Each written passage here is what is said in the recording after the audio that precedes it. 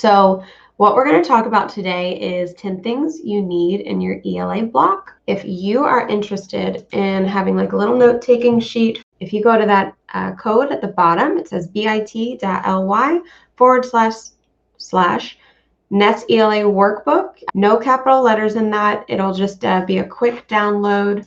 So we are on step 3 of the webinar series or the YouTube series. Today's step is 10 things you need to do in your ELA block every single day.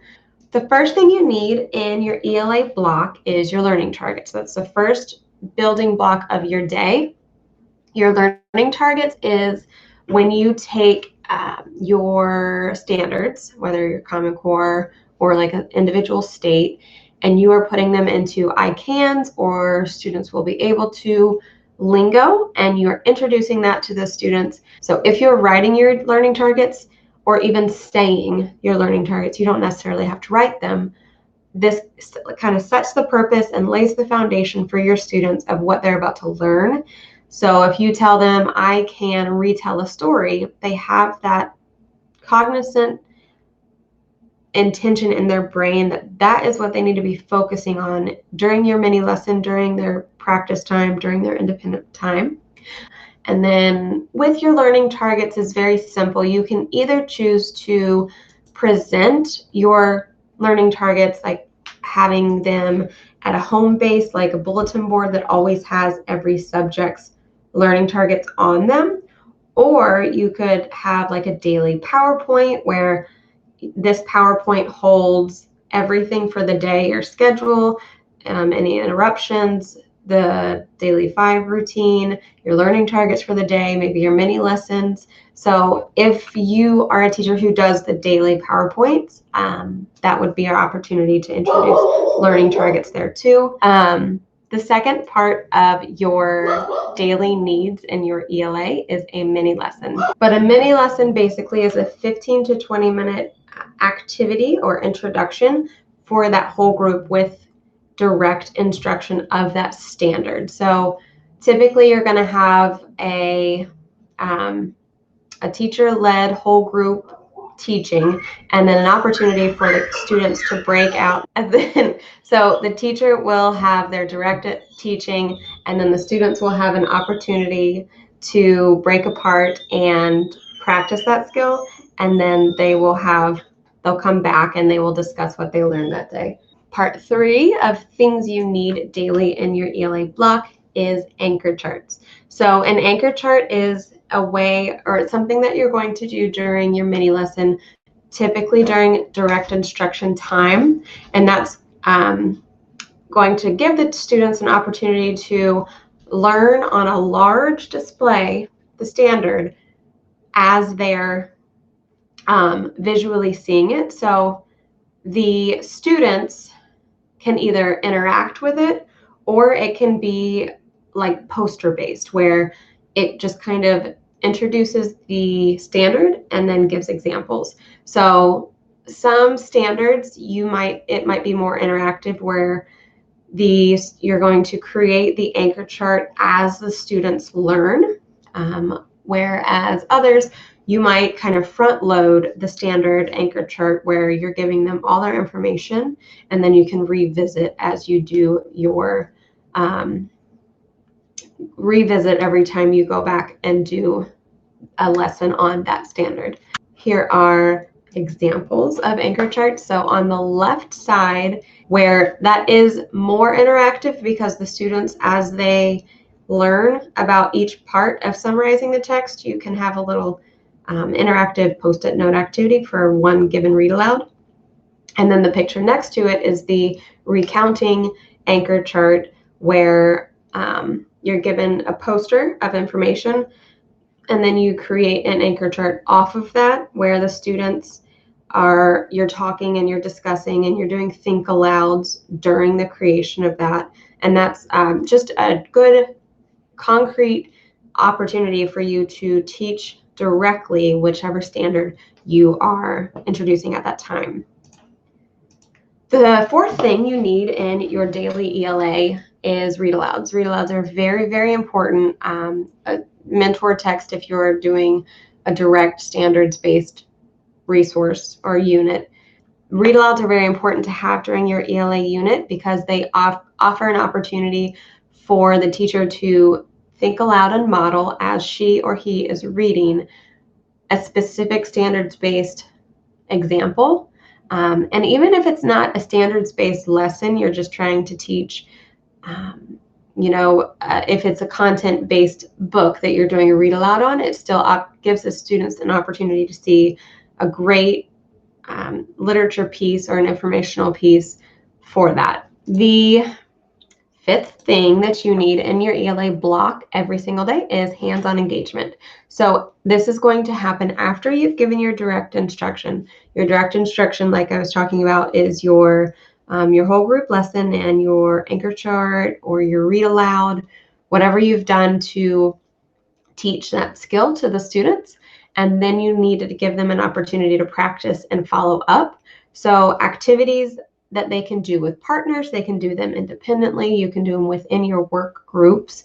And if you are interested in doing hands-on engagement through groups, then that's your opportunity to do like the read to self, the word work, the work on writing, and that will be where they practice one of the skills or that skill in multiple ways in those groups. One example of hands-on engagement, I just wanted to give you guys a visual, is giving the students like a worksheet and some post-it notes. The activity you see is from one of my unknown words nonfiction units. I don't know which grade level off the top of my head, but what the students had to do is it was nonfiction unknown words, so they had to use context clues and text evidence from just any book from their library. And they had to put little post-it notes on the blocks, and they had to find words they didn't know, clues to give ideas of what that word means, and then a final determination of what that word means. So this is just an example of if I taught context clues and unknown words and phrases in my direct instruction, and then the kids broke out into groups, this might be one of the groups where the students are directly practicing that exact skill that I just taught in the instruction piece. The sixth thing you need in your ELA block is differentiated instruction. And differentiated instruction for a lot of teachers who might be first-year teachers or teachers who are in college, differentiated instruction is just the teacher's opportunity to reach students at all levels, skill levels, ability levels. That's your opportunity to change the material, to change the way that you teach so that you can reach all of your learners in your classroom. And it is very essential to your teaching because you want to make sure you're reaching all students in your classroom. And I put bullets for small group or one-on-one and having them be fluid groups where they can move about. When you have differentiated instruction and you're grouping the students, either by ability or skill, or maybe you group them just heterogeneously, the groups do need to be fluid, where if you see one student needs to bump up or bump down, if two students aren't working well together, you can change that as well. So always have kind of fluid groups that can move around for the benefit of your students. Writing time is the seventh thing you need in your ELA block. Writing time sometimes is not focused on as much as reading skills, because reading skills are typically what's tested by administration and different state tests and stuff. Reading is always up there. Writing is important to also include in your daily lessons for ELA. So make sure you don't leave those out. If you're going to do readers workshop and writers workshop back to back, or if you're going to do daily 5 and you're going to teach them all together, you will have to have 2 separate mini lessons where you have a mini lesson for your reading skill for the day and then your mini lesson for your writing skill for the day. It does require explicit instruction and a lot of modeling. So when you are teaching writing, if you are a Common Core teacher, you have basically 5 main overarching things you have to teach. And that's narrative, opinion, informative, like research writing, and then editing, publishing, revising. So those are going to be your 5 main things. So you want to give the students lots of opportunities to practice all those different skills. In the picture you see, those are some of my, looks like 2nd grade writing pieces where the students, it's not just students writing on a piece of paper and practicing those writing skills. There are different hands-on games and activities and things that you can practice these writing standards without just giving the students a prompt. So I wanted to put that out there, that writing is equally as important as reading, and I know sometimes it gets skipped over.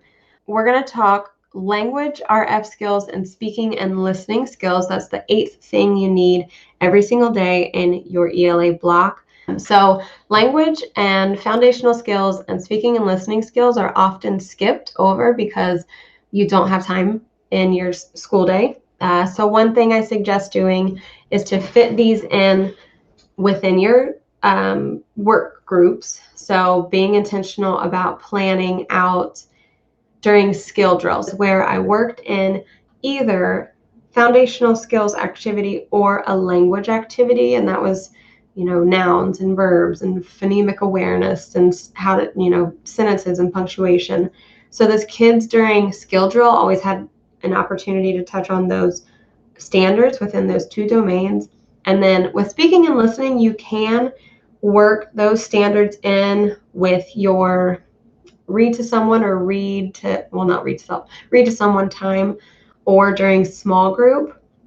But I would suggest almost making your speaking and listening time during like your calendar block or your morning meeting time, because that's going to be those 5 to 10 minute activities where the students are learning to listen to each other. They're learning to speak clearly and respond to text, respond to prompts, respond to questions. So if you don't have time for your morning meeting, speaking and listening tie-in, you can always figure out a way to work it into either your groups or your breakout practice session after your direct instruction of your ELA lesson that day. And here's just a picture. It's a kindergarten activity, and this would just be one of the activities that the students go and sit and work at their groups. It's a multiple meaning activity, which is a language skill for kindergarten. And so the students would have to sort or read a sentence and sort different pictures for multiple meaning words. And that would just be something that they can go during their daily groups, and you can either show them how to do it beforehand, or you can have a helper in your classroom if you have any parent volunteers, or you can just kind of like the first 2 or 3 minutes of groups, you can work around the room, make sure each of the students understand, and then go work at your small group table. The last 2 things are informal and formal assessments. Your informal assessments are going to happen every single day, all day. That's going to be your anecdotal notes that you're taking at your small group, sticky notes, noting that one student has done XYZ and the other student has done something different, and you need to note that in your lessons for next week. Another way to informally assess your students each day is to give like a skill-specific worksheet or passage during small group or during their daily 5 groups. Kind of like the kindergarten game I just showed you in the last slide. If you had that activity out and there was maybe a recording sheet, that could be an informal assessment that you could just very quickly look at, see which kids got it, which kids didn't, which kids need a reteach on that specific skill. And you're going to be informally assessing students daily throughout your units. And then formal assessments are going to be at the end of each unit. So if you are a standards-based teacher, you're going to teach maybe a week-long unit or a 2-week-long unit on maybe an RL standard. And then at the end of that standard unit, you'll give your final formal assessment. Here's an example of one for, looks like, author's purpose, which is RI 2-8. So you would maybe teach like a 2-week long unit, and during those 2 weeks, the students are going to be constantly practicing finding the author's point, finding the reasons to support that point, and then at the end of the 2 weeks, they will take an assessment and prove that they can use that skill hands-on either. Now, the RI and RL assessments that I have in my little ELA units are, the first page is all about the standard, so the students will answer questions about the standard, and then the second 2 pages are passages where they have to read the passage and apply that standard to the passage. Let me know if you need anything, and I will talk to you guys on Monday. Have a great weekend. Bye, guys.